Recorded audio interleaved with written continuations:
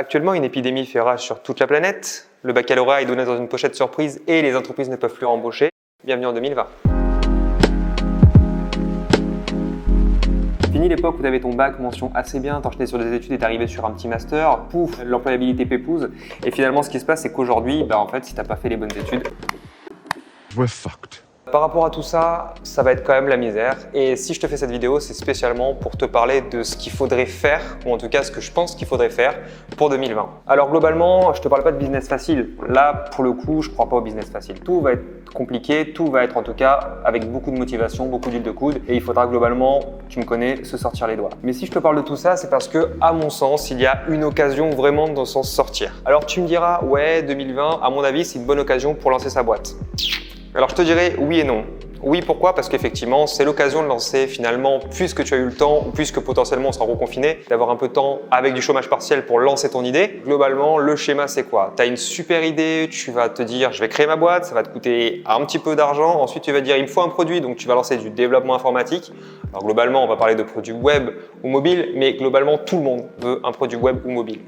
Et petit scoop, effectivement, si tu t'en sors avec un produit web ou mobile à moins de 20 à 50K, c'est que tu es en train de te faire avoir.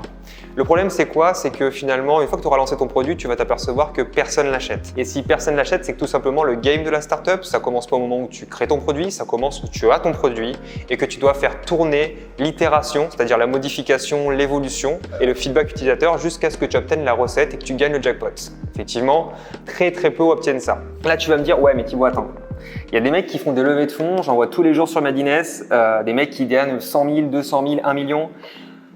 C'est des conneries, d'accord? Donc tout simplement, si les journalistes de Madines savaient de quoi ils parlaient, ce seraient des investisseurs. Donc globalement, c'est quoi? C'est que ces levées de fonds-là, c'est très peu par rapport à toutes les startups qui se lancent. Il faut savoir que finalement, sur une centaine de startups, il y en a 2, 3 à qui on va investir de l'argent. Tout le reste, c'est du prêt d'honneur, c'est du prêt bancaire et c'est de l'argent qu'on va lever pour effectivement lancer son produit.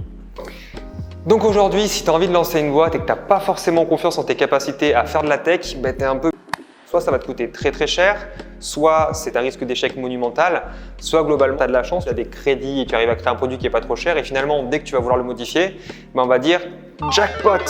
En gros, ça va te coûter extrêmement cher. Il faut savoir que quand tu arrives vers une agence ou vers un développeur, il y a écrit pigeon sur ton front. Pourquoi? Parce que tu ne sais pas écrire un cahier des charges. Le cahier des charges, c'est globalement ce qui va te permettre de savoir toutes les fonctionnalités de ton application. Et de deux, ton application, une fois que tu l'as lancée, au final, tu vas devoir la modifier et toujours le même principe, tu ne sais pas quoi faire pour la modifier et les personnes qui t'ont vendu une solution, elles n'ont pas envie de passer 10 heures avec toi. Donc pour le coup, tu vas payer de plus en plus cher. Alors on va répondre à comment se lancer en 2020.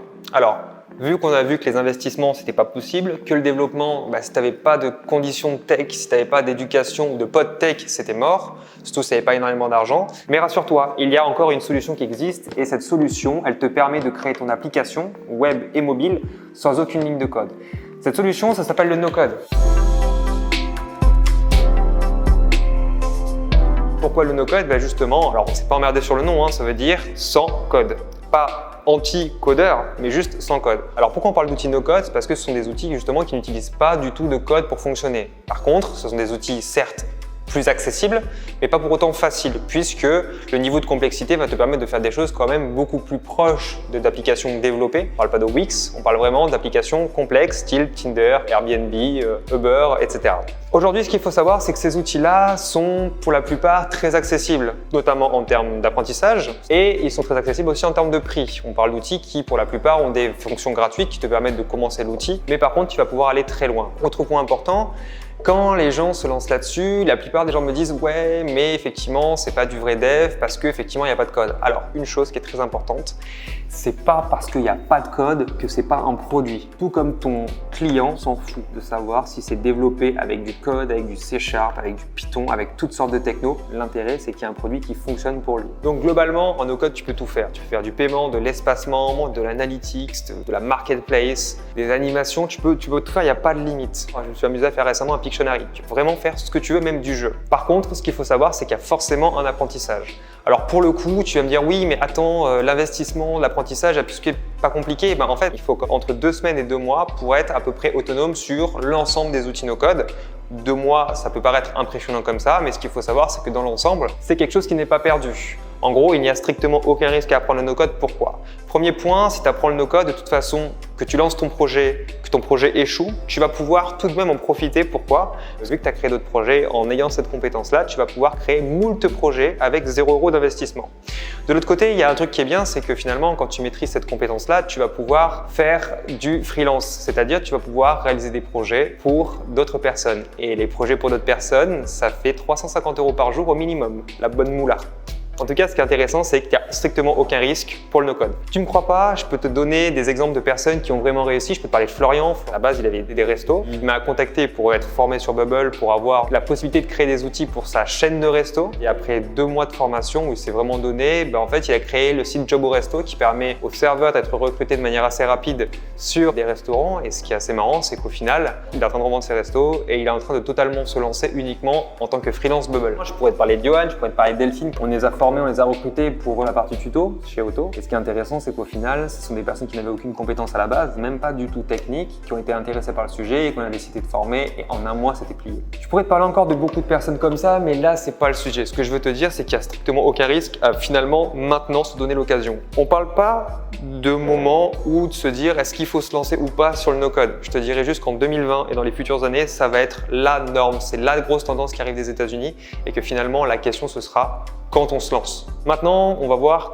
par où commencer. Alors déjà, il faut savoir qu'il y a pas mal de plateformes qui te permettent de te former en ligne. Il y a des plateformes américaines et il y a une plateforme française, Auto. Pour le coup, je vous cache pas, c'est un peu de trop promo. C'est la plateforme qu'on a créée qui vous permet de vous former directement au no-code à travers des vidéos qui vous permettent de reproduire des grandes solutions comme celle d'Airbnb, de Uber, de Tinder, etc., etc.